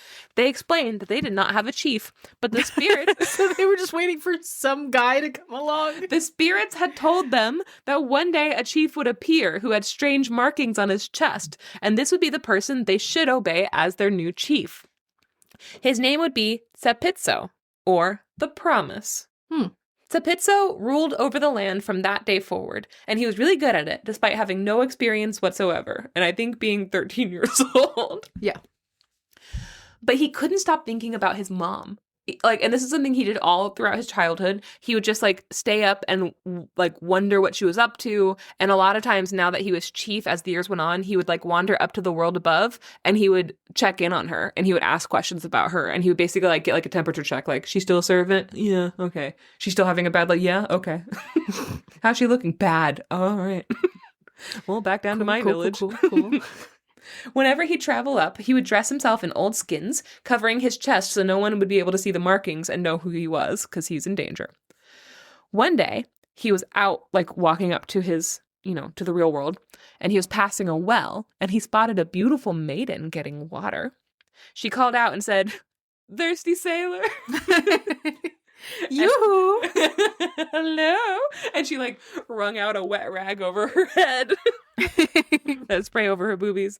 Anyway, his jaw dropped to the floor and his tongue rolled out of his mouth and his eyes popped out of his head and his hat blew off of his head and steam came out and a train whistle sounded and he said, "Ooga!" Honka, honka. Honka, honka. And they fell in love. That's how it happens. That's how it happens. The first task of any good lover is to put someone's eyeballs back in their head and put the top of their head back on their head. Up. Roll the tongue back up. Yeah. Yeah. All that stuff has to happen. Her name was Matabo, which means mother of joy. Not wanting to do something uncool, like reveal his identity or tell her anything about him, he asked her if her dad had a job for him because he was just a lowly poor. She's like, cool line. I guess he can go check. Hey girl, what's your dad do? Does he need an assistant? I have no money. Oh. Okay. You seemed normal when you walked up here, but you just started trauma dumping on me. She brought him home to her father, who was the chief of that part of the country, and he immediately got a job at her father's house. The only stipulation he had was that he wanted 1 hour every day before sunset to be free from his duties. I said duties. I saw Max get a drink of water. It's too late, I'm tired. Duties. Okay, so he wanted that 1 hour free, and he spent that hour with his own people, quote, attending to their wants and giving judgments. And on the one hand, I kind of appreciate that he didn't just fuck off and forget about him, but on the other hand, 1 hour is not a good chief. And also, how far away is his village from this village? Just underground. Oh, do you think she's above ground? No, she's from below ground. She's from below ground? I think she is. The story kind of assumes that it is. Anyway, maybe she's from above ground. That makes more sense. Eventually, he confessed his love to Matabo, and they went to her father, where he revealed who he really was. And then they were married right away, with much rejoicing, and Tsepitso brought his beautiful bride back to his beautiful home, where they partied some more with his people. His beautiful people. His beautiful people. I put the beautiful bride and beautiful home because that's how the story wrote it, and I thought that was fun. But as happy as he was still thinking about his mother. Red flag. Concerning. After the feasting and rejoicing was over, he and Matabo went up to the real world to free his mother forever from Mokete's evil clutches. When they got to his father's house, Mokete saw them coming. She was like outside and she just sees him shirtless with his like birthmarks and stuff. And she just started screaming. Then she ran inside and like slammed the door of her hut. But like he's also going to that hut, so it's a bad place to hide. He walked in and was like, he did the thing where he like opened the door and she's standing behind it, so she just kind of gets like flattened by the door against the wall. So he walks in and he's like, "Hey, you bitch, bring me my mom." Hey, where? You, behind the door. You can't hide from me. Bring me my mom. Mokete just started moaning and kneeling at her husband's feet. And the old chief stood and was like, "Hey, man, I don't know who you are, but like, please don't yell at my wife like that." Oh, geez. And Sapitzo said, "I'm your son." And the chief was like, "Nice try, stranger. My son was ugly, so I murdered him." And Sapitzo said, "Oh yeah? Then explain this." And then he ripped open his blouse. I guess he was wearing a blouse. And he flashed his titties. His dad cried with joy because he had the exact same birthmarks he did. This was truly his son. Also, their nipples, identical. Identical. After a bunch of... Like 4 peas in a pod. They each have 4 nipples. No, 2 and 2. Yeah, on each side. Like a hamster. Yeah. After a bunch of tears, Salone was called in, and she got to have a reunion with her son as well. It was very tearful. But Sapitzo and Matapo were like, "Hey, can we have a moment alone with her? Just to like, catch up?" And then as soon as the chief was gone, they were like, "Bitch, you gotta come to our village with us. You aren't staying here. That bitch is crazy. She tried to kill me like 11 times. And your husband fucking sucks. So no, you can't stay here. Do you want to come back? It's great in our village. We'll treat you like a queen." And she's like, "Yeah, okay." So they fucked off alone with her. Nice. Which is awesome. Great. Good. Good for them. If I was writing this story, this is where the story would end. Oh, no. But I'm not, so trigger warnings for the whole rest of this. Oh, God. It's gonna get weird. Oh, dear. The Sun Chief discovered that they had all left. He came back and he's like, "Oh my God, my servant wife." And he realized he had always loved Salone and he wanted her back. Oh, my The God. love never died, Max. Oh, my God. So he followed her. But of course, Mokete was not just going to let him leave her, so she followed him. And he ordered her to go back to the village and was like, "I'm never, ever, ever, ever going to love you again. So, like, leave." And she wouldn't leave. And she's like, "No, I love you." And he's like, "If you don't leave, I'm going to kill you." And she's like, "Well, then you're going to have to kill me because I'm not leaving." So she just kept following him. And then he thought, if I cut off her feet, she will not be able to walk. Jesus Christ. So he turned quickly without warning and cut her feet off.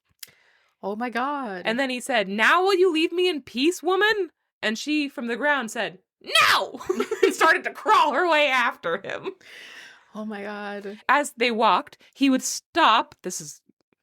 He would stop and cut off more and more of her legs until only her body was left, just a torso. Mm-hmm. Even then, she was not conquered, says the story.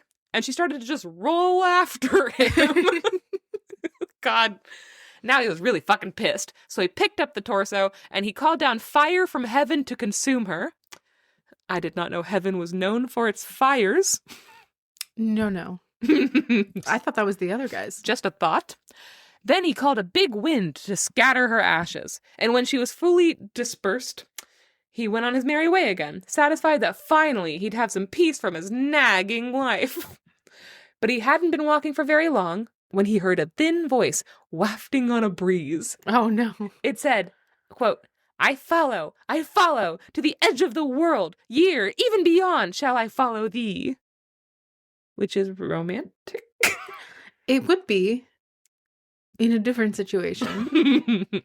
Sun Chief put his hands over his ears and started running until he finally caught up to Sapitzo and the two women, and he entered his son's kingdom with them.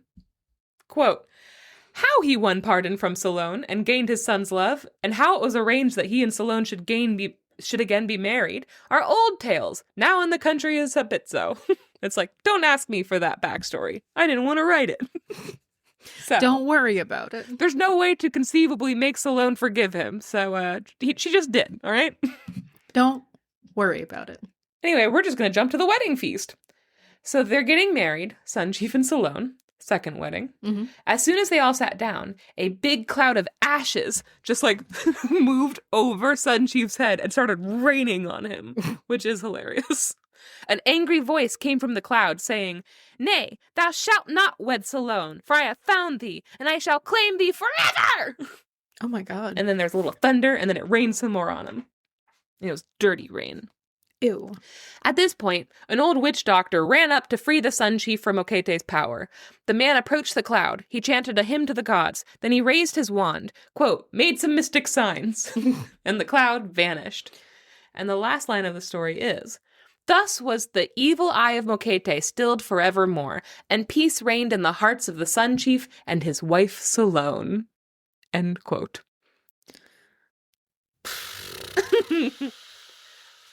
All right. There's a lot to unpack about this story. Yeah. Mm-hmm. The tropes that we have seen before, I think this is a very fun way to do it. The two sisters, like the good sister and the bad sister. Yeah. The one sister who speaks up first and is like, I love cleaning. And then her being given what she asked for. And then the other one getting laid is a trope we've seen before. Mm-hmm. Always funny. The undying witch wife. The undying witch wife. Yeah. The son... The prodigal son is a whole thing. Mm-hmm. I love the underground. It kind of reminds me of what's the one that I told? Oh, I'm not gonna remember the name of it. In the first bonus episode. I don't remember. Anyway, all that I like. Super violent at the end for no reason. Yeah. I hate it. He didn't have to do all that chopping. He didn't have to do all that chopping. Also, making Mokete obsessed with him, where I don't think that she loved him. It didn't set up that she was like obsessed with him and loved him. It just seemed like she wanted to have what her sister had. She wanted power and she was jealous of her sister. Yeah. But at the end, she literally is like, no, I love you. I'm going to be here forever. I'm going to haunt you. I'm going to do all this stuff. Yeah. Yeah. But also, I really enjoyed a lot of parts of the story. Yeah. That was interesting. Yeah. It's weird that the fact that the kingdom is underground doesn't come up. Yeah, really? Usually that's like part of it. Yeah.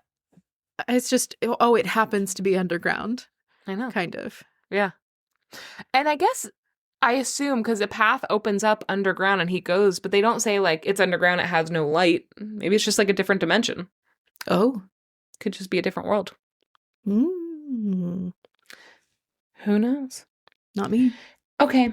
Well, guys, that is episode 173. 173. How you feeling, Max, about 173? Nice. No. No! Nice. That's not allowed. You're not allowed to think anything else is nice except for 169. All right, guys. Thank you for hanging out with us for another episode of Sword of the Story. If you would like to... There's no pictures this time. No. Huh. All right. Well, you can check out our Instagram anyway. You can also join us in discussions about these stories or any of the stories or anything you want by joining our Discord. You can join our Discord by joining our Patreon at the $3, $4, or $7 levels. And with $7, you get bonus episodes, and they're funny, and they're cool, and you'd like them, and come hang out with us. We love you. You also get to be our girlfriend. That means something today in this age. Email us at Sort of the Story. We've been getting some really good emails lately. Yeah. We got an email from somebody named Zaz Monahan. I'm sorry if I said that wrong, but Zaz does amazing calligraphy and I'm obsessed with it. They are on Instagram at @the_artist_thimbles. So if you go on there, they have truly funny stuff. Also, they live in England, but they said that they're one of our African listeners, which we've always asked because we have a couple of listeners who listen from different countries in Africa, and we're always like, like 1 or 2 or like a very specific number. But Zaz says that they are one of our African listeners, which, hey, that's so cool. We love you. Thank you for reaching out. Your email made us so happy. Yeah, thank you for your very cool art. Also talked to our girlfriend Emma. Yes. Who is a publisher. She's going to be a publisher. Nice. Yeah. So exciting. Just cool. If you guys have any publishing questions, ask Emma on the Discord. Yeah. Emma, join the Discord. Yeah. All right. I think that's it, right? Go to our website, sortofthestory.com. Go on and give us 5 stars. Give us a 5-star review. Tell us how great we are, and I'll put it on our Instagram stories. Yeah. And I'll read them and feel good about myself. Yeah. And don't you want that? Don't you want Janey to feel good about herself? She doesn't feel good about herself unless people give her validating words. She should go back to therapy. Do it for Janey. Do it for me. Okay. Guys, with that, we're going to go. Have a great day, and we'll see you next time. Bye. Bye. So it finally happened. I was in with my fifth graders. You lost your virginity. You know what? 5 out of 10. Yeah, that's nothing special. par. Are you kidding? Mine was not a 5 out of 10. Mine was like a solid 1.5 out of 10. Ugh. He was too big. It hurt. I hated it. Wow. Skill issue. 1.5 out of 10. Anyway, it finally happened. I was with my fifth graders, and one of my fifth graders goes, "Miss Rabidou, have you ever seen Twilight?" I looked over. I was like, "I might have seen Twilight." She was like, "Did you like? Who did you like?" And I was like, "Are you asking me if I'm Team Edward or Team Jacob?" And she's like, "Yeah." And I was like, "Well, which one are you?" And she's like, "Team Jacob." And I was like, "Okay, so you're wrong." And then another kid, like one of the boys from across the room, went, "We talking Twilight?" Team Edward. I was like, "Hell yeah." Anyway, me and that one boy, Team Edward. Yeah. And then he laughed and went, "I'm just kidding. I don't watch Twilight." I was like, "You certainly do, though." You definitely do. Come on. Because it's not like not just any kid is watching it. Nobody's throwing around Edward and Jacob in 5th grade today. No. Unless they watched it. I'm trying to walk it back now. You and I are both Team Edward. All right? I feel like I get lumped in with Team Jacob a lot, and it's because I like Jacob more than I like Edward. I'm Team neither of them, and I want that to be so clear. I'm Team go to college. Oh, yes. But also, that's not an option. Your options are Edward or Jacob. That when people are saying that, they're not saying they're so great. No, that's not an option of yours, Max. Sorry, Stephanie Meyer's Mormon. I'm just saying Team Bella. And Team Bella is Team Edward. Thank you. No, you sucks. Agree with me. He sucks so bad. You agree with me. I don't agree with you. If you're choosing Team Bella, then you're saying she gets to make the choices. And she has, from moment one, made a choice that she wants to be with that fucking weirdo. But moment one is when she was like 16. That's true. But her other option is Team Jacob, which she was never interested in. That's not true. It's absolutely true. She was definitely interested in him. Yeah, as a friend to help her through her weird grieving period. No, she had a crush on him. She had no crush on him. Oh my God. No crush. Reread it. It's so clear. It's not. She checks him out constantly. She's like, wow, and he was so hot, and I love to look at him, and I was thinking maybe I would kiss him, I think. She doesn't say that. Yes, she does. Reread it. She absolutely does not. Yes, she did. No, you reread it. Max and I are going to reread Twilight. Do you guys want to join us in Twilight Book Club? It might be time. We're going to reread New Moon. No, I'm sorry. We're starting with Twilight. We're not just jumping to New Moon. I'm sorry. We're going to do a book on just a New Moon? You fucking psycho. Yeah, the Jacob book, because that's the issue that we're talking about. No, we're doing all of them because the issue we're talking about is how she chose Edward from moment one and then never wavered. God. Her It's Jacob not true, period. though. It is true. The evidence I'm presenting is only in one book. That it's not fucking evidence. That doesn't make any sense. The whole time she is with Jacob, she's literally hallucinating Edward's goddamn face. Yes. And she's that saying, means that he's a bad boyfriend. I'm definitely not arguing that he's a bad boyfriend, Max. You understand this. You understand what I'm saying. You're just being stubborn. I'm not being stubborn. Max I genuinely disagree. I fundamentally disagree with you. You disagree with me on what? I disagree with you on the idea that Edward is a good person for her. When did I say that? Oh my God. I didn't say he was a good person for her. I said if like in the Team Edward versus Team Jacob is about who Bella should be with, and it should be the person she chose. If you have to choose either. Of course the better option is neither of these psychos. Because they're written by a Mormon who hates women and children. I just hate both of them so much, but I hate Jacob slightly less. Not me. I also think Jacob's a terrible representation of natives, and that also might be getting me. I'm like, absolutely not. I hope he dies. Oh yeah, he's awful. Yeah. I won't contest that, obviously. I just like she describes him as being like sunshine, where she's like, I'm so happy when I'm around him. Whereas she describes Edward as being stressful. Yeah. And she still chooses terrible Edward. and mean to her. Yeah, and she still chooses Edward. Jacob's a little bitch later, though. Yes, New he Moon is. Jacob is very fun. I will say Jacob werewolf transformation is amazing. Yes. But she never once had That's a crush the on him Jacob that I'm on before team that with. transformation. No, she does. She only has a crush on him She hangs before. out with him, and she's like, I love this friend, and she spends a lot of time, and she feels better when she's with Jacob because that's her only friend. But there's never You a realize time I'm going to when have to buy a copy of New Moon now, and I'm going to highlight you it don't and give have it to to buy you. a copy. I have a copy. Well, I need to highlight it, You so I need to buy a copy. I'm sorry, Max is saying read the books. You need to borrow my copy of New Moon. Yeah, You because need I to don't like speak those books. The old text to me, who has This the is books. a straw man argument. This is not relevant. Anyway, guys, should we finally do? This can you is see character this? assassination. Don't come for me as a person because you disagree with what I think. Why did I come for you? It's not about whether I own the books. That doesn't justify saying that you know more about them than I did. You literally said, I'm going to have to get a book to highlight to prove to you that I'm correct. And I'm saying you can have my copy. Do you want me to highlight in your copy? You can if you want, to be honest. I got mine from a thrift store. But By you're the way, so proud guys- of your hardcover editions. By the way, guys, no, I'm not that proud of them. I just don't have the full set. If you find the hardcover, and I'm telling you, if anybody tries to offer me the goddamn, what is it called, soft cover? Mhm. That doesn't sound right. Paperback. If anybody can find the paperback, I don't want it, okay? Stop offering it to me. I will not be grateful.